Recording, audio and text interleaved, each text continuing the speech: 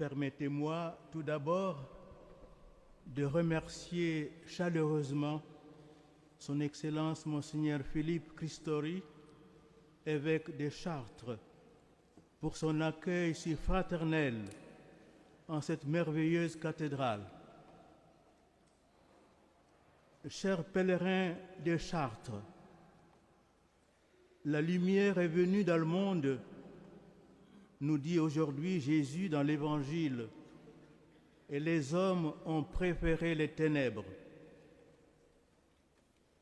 Et vous, chers pèlerins, avez-vous accueilli l'unique lumière qui ne trompe pas, celle de Dieu? Vous avez marché pendant 3 jours, vous avez prié, chanté, souffert sous le soleil et sous la pluie. Avez-vous accueilli la lumière dans votre cœur? Avez-vous réellement renoncé aux ténèbres? Avez-vous choisi de poursuivre la route en suivant Jésus qui est la lumière du monde? Chers amis, permettez-moi de vous poser cette question radicale, car si Dieu n'est pas notre lumière, tout le reste devient inutile. Sans Dieu, tout est ténèbres. Dieu est venu jusqu'à nous. Il s'est fait homme. Il nous a révélé l'unique vérité qui sauve. Il est mort pour nous racheter du péché. Et à la Pentecôte, il nous a donné l'Esprit Saint. Il nous a offert la lumière de la foi. Mais nous préférons les ténèbres. Regardons autour de nous. La société occidentale a choisi de s'organiser sans Dieu. Et la voilà maintenant livrée aux lumières clinquantes et trompeuses de la société de consommation, du profit à tout prix et de l'individualisme forcené. Un monde sans Dieu est un monde de ténèbres, un monde de mensonges et d'égoïsme. Sans la lumière de Dieu, la société occidentale est devenue comme un bateau ivre dans la nuit. Il n'a plus assez d'amour pour accueillir des enfants, les protéger dès le sein de leur mère, les préserver de l'agression de la pornographie.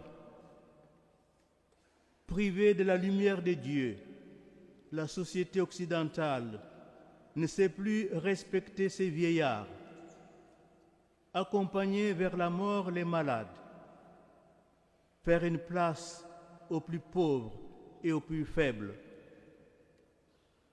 Il est livré aux ténèbres de la peur, de la tristesse et de l'isolement. Elle n'a plus que le vide et le néant à offrir. Elle laisse proliférer les idéologies les plus folles.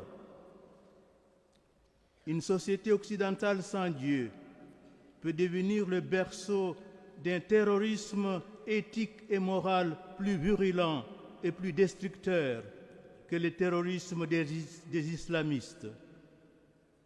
Souvenez-vous que Jésus nous a dit « Ne craignez rien de ce qui tue le corps, mais ne peuvent tuer l'âme. Craignez plutôt celui qui peut perdre dans la gêne à la fois l'âme et le corps. » Chers amis, pardonnez-moi cette description, mais il faut être lucide et réaliste. Si je vous parle ainsi, c'est parce que dans mon cœur de prêtre et de pasteur, je ressens de la compassion pour tant d'âmes égarées, perdues, tristes, inquiètes et seules. Qui les conduira à la lumière?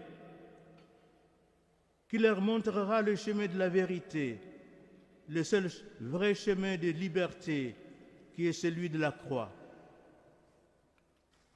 Va-t-on les livrer à l'erreur, au nihilisme désespéré ou à l'islamisme agressif sans rien faire?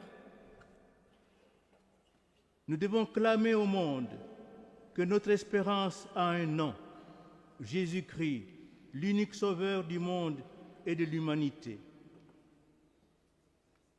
Chers pèlerins de France, regardez cette cathédrale.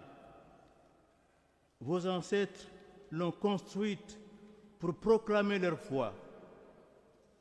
Tout dans son architecture, sa sculpture, ses vitraux proclament la joie d'être sauvés et aimés par Dieu. Vos ancêtres n'étaient pas parfaits, ils n'étaient pas sans péché, mais ils voulaient laisser la lumière de la foi éclairer leurs ténèbres. Aujourd'hui aussi, toi, peuple de France, réveille-toi, choisis la lumière, renonce aux ténèbres. Comment faire? L'Évangile nous répond, celui qui agit selon la vérité vient à la lumière. Laissons la lumière du Saint-Esprit illuminer nos vies concrètement, simplement, et jusque dans les régions les plus intimes de notre être profond.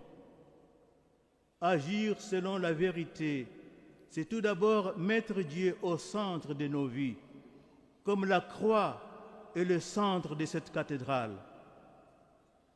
Mes frères, choisissons de nous tourner vers lui chaque jour. En cet instant, prenons l'engagement de garder tous les jours quelques minutes de silence pour nous tourner vers Dieu, pour lui dire « Seigneur, règne en moi, je te donne toute ma vie. » Chers pèlerins, sans silence, il n'y a pas de lumière. Les ténèbres se nourrissent du bruit incessant de ce monde qui nous empêche de nous tourner vers Dieu. Prenons exemple sur la liturgie de la messe de ce jour. Elle nous porte à l'adoration, à la crainte filiale et amoureuse devant la grandeur de Dieu. Elle culmine à la consécration où tous ensemble, tournés vers l'autel, le regard dirigé vers l'hostie, vers la croix, nous communions en silence dans le recueillement et l'adoration. Frères, aimons ces liturgies qui nous font goûter la présence silencieuse et transcendante de Dieu et nous tournent vers le Seigneur. Chers frères prêtres, je vais m'adresser maintenant à vous spécialement. Le saint sacrifice de la messe est le lieu où vous trouverez la lumière pour votre ministère. Le monde que nous vivons nous sollicite sans cesse. Nous sommes constamment en mouvement. Le danger serait grand de nous prendre pour des travailleurs sociaux. Nous ne porterons plus alors au monde la lumière de Dieu, mais notre propre lumière, qui n'est pas celle qu'attendent les hommes. Sachons nous tourner vers Dieu dans une célébration liturgique recueillie, pleine de respect, de silence et empreinte de sacralité. N'inventons rien dans la liturgie. Recevons tout des dieux et de l'Église. N'y cherchons pas le spectacle ou la réussite. La liturgie nous l'apprend. Être prêtre, ce n'est pas d'abord faire beaucoup. C'est être avec le Seigneur sur la croix. La liturgie est le lieu où l'homme rencontre Dieu face à face. La liturgie est le moment le plus sublime où Dieu nous apprend à reproduire en nous l'image de son Fils Jésus-Christ afin qu'il soit l'aîné d'une multitude. Elle n'est pas et ne doit pas être une occasion de déchirement, de lutte et de disputes. Dans la forme ordinaire, tout comme dans la forme extraordinaire du rite romain, l'essentiel est de nous tourner vers la croix, vers le Christ, notre orient, notre tout, notre unique horizon.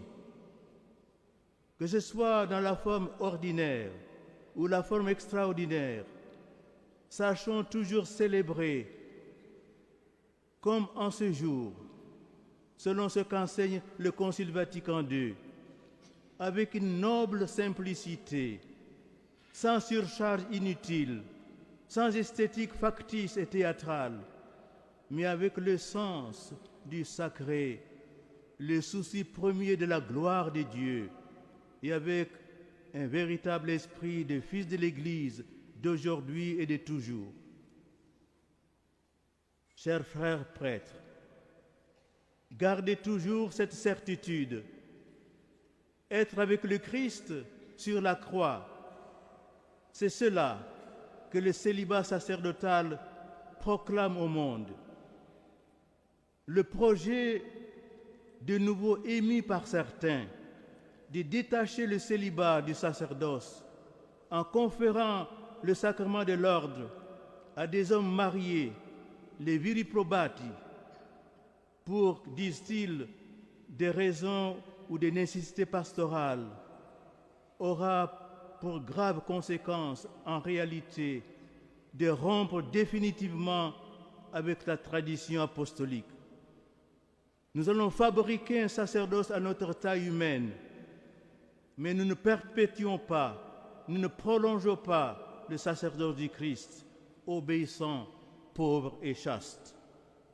En effet, le prêtre n'est pas seulement un alter Christus, un autre Christ, mais il est vraiment ipse Christus. Il est le Christ lui-même. Et c'est pour cela qu'à la suite du Christ et de l'Église, le prêtre sera toujours un signe de contradiction. Et vous, chers chrétiens, laïcs engagés dans la vie de la cité, je veux dire avec force, n'ayez pas peur. N'ayez pas peur de porter à ce monde la lumière du Christ. Votre premier témoignage doit être votre propre vie, votre propre exemple de vie. Ne cachez pas la source de votre espérance. Au contraire, proclamez, témoignez, évangélisez. L'Église a besoin de vous. Rappelez à tous que seul le Christ crucifié révèle le sens authentique de la liberté. À vous, chers parents, je vais adresser un message tout particulier. Être père et mère de famille dans le monde d'aujourd'hui est une aventure difficile, pleine de souffrances, d'obstacles et de soucis. L'Église vous dit merci. Oui, merci pour le don généreux de vous-même. Ayez le courage d'élever vos enfants à la lumière du Christ. Il vous faudra parfois lutter contre le vent dominant, supporter les moqueries et les mépris du monde. Mais nous ne sommes pas ici pour plaire au monde. Nous proclamons, nous, un Christ crucifié, scandale pour les Juifs et folie pour les païens. N'ayez pas peur, ne renoncez pas. L'Église, par la voix des papes, tout spécialement depuis l'encyclique Humanae Vitae, vous confie une mission prophétique. Témoignez devant tous de votre confiance joyeuse en Dieu, qui nous a fait gardiens intelligents de l'ordre naturel. Vous annoncez ce que Jésus nous a révélé par sa vie. Chers pères et mères de famille, l'Église vous aime. Aimez l'Église. Elle est votre mère.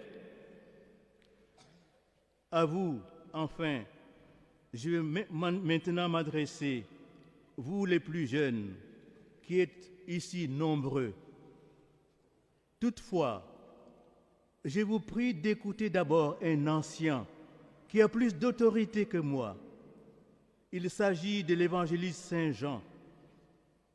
Au-delà de l'exemple de sa vie, Saint Jean a également laissé un message écrit aux jeunes. Dans sa première lettre, nous lisons ces paroles émouvantes d'un ancien aux jeunes des églises qu'il avait fondées. Écoutez cette voix forte d'un vieillard. Je vous l'ai écrit à vous les plus jeunes. Vous êtes forts. La parole de Dieu demeure en vous. Vous avez vaincu le mauvais. N'aimez pas le monde, ni ce qui est dans le monde.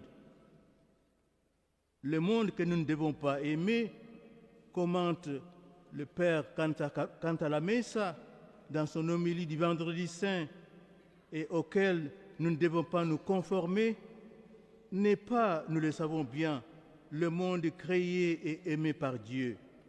Ce ne sont pas les personnes du monde vers lesquelles, au contraire, nous devons toujours aller, surtout les plus pauvres et les plus faibles, pour les aimer et les servir humblement. Non, le monde à ne pas aimer, c'est un autre monde. C'est le monde tel qu'il est devenu sous la domination de Satan et du péché. C'est le monde des idéologies qui nient la nature humaine et détruisent les familles. C'est le monde des structures onusiennes qui imposent impérativement une nouvelle éthique mondiale. Et tous, nous devons nous soumettre à cette nouvelle éthique mondiale. Mais un grand écrivain croyant britannique du siècle dernier, Thomas Stearns Eliot, a écrit 3 versets qui en disent davantage que des livres entiers. Dans un monde des fugitifs, celui qui prend la direction opposée aura l'air d'un déserteur. Chers jeunes chrétiens, s'il est permis à un ancien comme l'était Saint Jean de s'adresser directement à vous, je vous exhorte moi aussi et je vous dis, vous avez vaincu le mauvais, combattez toute loi contre nature que l'on voudrait vous imposer. Opposez-vous à toute loi contre la vie et contre la famille. Soyez de ceux qui prennent la direction opposée. Osez aller à contre-courant. Pour nous chrétiens, la direction opposée n'est pas un lieu, c'est une personne, c'est Jésus-Christ, notre ami et notre Rédempteur. Une tâche vous est particulièrement confiée à vous les jeunes. Sauvez l'amour humain de la dérive tragique dans laquelle il est tombé. L'amour qui n'est plus le don de soi-même, mais seulement la possession de l'autre, une possession souvent violente et tyrannique. Sur la croix, Dieu s'est fait homme et il nous a révélé qu'il est agapé, c'est-à-dire l'amour qui se donne jusqu'à la mort. Aimer vraiment, c'est mourir pour l'autre, comme ce jeune gendarme, le colonel Arnaud Beltrame. Chers jeunes, vous éprouvez souvent sans doute dans votre âme la lutte des ténèbres et de la lumière. Vous êtes parfois séduits par les plaisirs faciles de ce monde. De tout mon cœur de prêtre, je vous le dis, n'hésitez pas. Jésus vous donnera tout. En le suivant pour être des saints, vous ne perdrez rien. Vous gagnerez la seule joie qui ne déçoit jamais. Chers jeunes, si aujourd'hui le Christ vous appelle à le suivre comme prêtre, comme religieux ou religieuse, n'hésitez pas. Dites-lui fiat, un oui enthousiaste et sans condition. Dieu veut avoir besoin de vous. Quelle joie, quelle grâce. L'Occident a été évangélisé par les saints et les martyrs. Vous, jeunes d'aujourd'hui, vous serez les saints et les martyrs que les nations attendent pour une nouvelle évangélisation. Vos patries ont soif du Christ. Ne les décevez pas. L'Église vous fait confiance. Je prie pour que nombreux parmi vous répondent aujourd'hui durant cette messe à l'appel de Dieu, à le suivre, à tout laisser pour lui, pour sa lumière. Quand Dieu appelle, il est radical. Il nous appelle tout entier, jusqu'au don total, jusqu'au martyre du corps ou du cœur. Cher peuple de France, ce sont les monastères qui ont fait la civilisation de ton pays. Ce sont les personnes, les hommes et les femmes qui ont accepté de suivre Jésus jusqu'au bout, radicalement, qui ont construit l'Europe chrétienne. Parce qu'ils ont cherché Dieu seul, ils ont construit une civilisation belle et paisible comme cette cathédrale. Peuple de France, peuple d'Occident, vous ne trouverez la paix et la joie qu'en cherchant Dieu seul. Retournez à vos racines, retournez à la source, retournez au monastère. Oui, vous tous, osez aller passer quelques jours dans un monastère. Dans ce monde de tumulte, de laideur, de tristesse, les monastères sont des oasis de beauté et de joie. Vous y ferez l'expérience qu'il est possible de mettre concrètement Dieu au centre de toute sa vie. Vous y ferez l'expérience de la seule joie qui ne passe pas. Chers pèlerins, renonçons aux ténèbres, choisissons la lumière. Demandons à la très sainte Vierge Marie de savoir dire fiat, c'est-à-dire oui, pleinement, comme elle, de savoir accueillir la lumière de l'Esprit Saint, comme elle. En ce jour où, grâce à la sollicitude du Saint-Père le Pape François, nous fêtons Marie, Mère de l'Église, demandons à cette Mère très sainte d'avoir un cœur comme les siens, un cœur qui ne refuse rien à Dieu, un cœur brûlant d'amour pour la gloire de Dieu, un cœur ardent à annoncer aux hommes la bonne nouvelle, un cœur généreux, un cœur large comme le cœur de Marie, aux dimensions de l'Église, aux dimensions du cœur de Jésus. Ainsi soit-il.